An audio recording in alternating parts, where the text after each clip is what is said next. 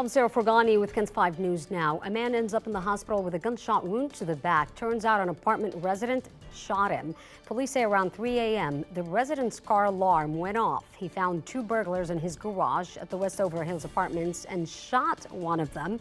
The suspects ran off, but minutes later, police got a call from the hospital about a man who had been shot. It is still unclear if anyone will face charges, including the car's owner. Drivers on I-35 came across this horrific scene of a Ford pickup crashed into the back of an 18-wheeler, catching fire and killing the person inside. That crash shutting down I-35 at O'Connor on the northeast side for hours. Firefighters say it took them over an hour to put out the fire because gas fueled the flames. The semi-driver was not hurt. The mom of the one-year-old boy mauled by dogs is speaking out. She says her baby passed away late last night. The boy was at this babysitter's home when deputies say she left him alone with her 13-year-old daughter. That sitter is 36-year-old Heather Rodriguez, now facing charges of injury to a child by omission. Jariah's mom, Erica Castro, says Rodriguez left the kids alone because she was called into work. At the time, the dogs were under hair care.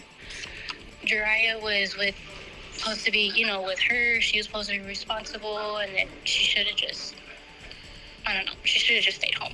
Deputies say Jariah and the sitter's daughter were inside a bedroom, but the dogs got in and started attacking them. A sex assault at a UTSA on-campus apartment is leaving students terrified. This happened Sunday around 4 a.m. at University Oaks. The complex is privately owned by Campus Living Villages. UTSA police say the offender was a stranger who entered the woman's apartment through an unlocked window. It's definitely scary because it really could happen to anyone, and it happened just in the mile radius that we're in. I actually have an appointment to go get my concealed carry license on just so whenever I'm walking between my car and my door, and we're getting window alarms installed in our apartment. The suspect is described as a stocky man with a light complexion. He was wearing a gray t-shirt, dark shorts, and backwards baseball cap at the time of the attack.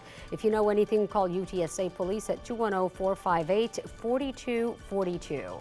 Dramatic video now shows a Bexar County deputy clinging on for dear life on the roof of a moving SUV. Check this out. The off-duty deputy at the time was working an extra job last Thursday, directing traffic outside St. Matthew's Catholic School when investigators say the driver, 27-year-old Adrian Ariano, hit him. The impact caused the deputy to land on the roof while Ariano kept going. But at one point, he was forced to stop, which caused the deputy to fall off his car.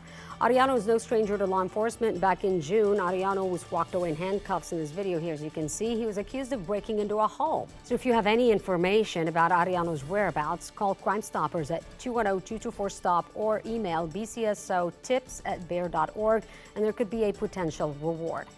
Well, a 14-year-old girl seen in court shaking and crying, telling the judge she regrets what she did and asked for a second chance. Do you see how one bad choice can alter your life, potentially for the rest of your life?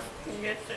The judge told her online threats are not a game. The girl is facing 2 counts of making terroristic threats on Instagram towards an East Central ISD school. I just want to go home, and I just want to live the life that I have. I have a long life ahead of me, and I just want to live that life, not here. Well, defense attorneys argue the girl has never been in trouble before. The girl left the courtroom in tears when Judge Shaw ordered her to remain locked up until her next hearing, telling her there must be consequences. She's also facing disciplinary action from East Central ISD. Most people in Texas rely on their cars, and now a new study revealed we're paying more this year than we did last year. In fact, according to AAA, the average cost to own and operate a new car is now almost $12,300 a year. That is an increase of $115 from 2023. Experts say the reason? Very high interest rates and depreciation of vehicles. AAA said the popularity of oversized vehicles loaded with high-tech features has led to an increase in prices and payments. The U.S. Supreme Court back in session for its new term with some high-profile cases on the docket. On Monday, justices let stand a lower court decision saying Texas hospitals cannot be required to provide emergency abortions that violate state law, a blow to an appeal by the Biden administration. The nation's highest court will also hear arguments today in a case about whether the federal government can regulate untraceable firearms known as ghost guns. And later this year, the court is set to take up the controversial concept of medical transition treatment for transgender children. More than 100 raccoons swarm a woman's property in Washington. You've got to see this video. The woman told deputies she'd been putting food out for the masked bandits since 1980s, but only in the last 6 weeks had they exploded in number. Relocating the animals will cost the woman $500 per raccoon. That is KENS 5 News Now. I'm Sarah Fergani.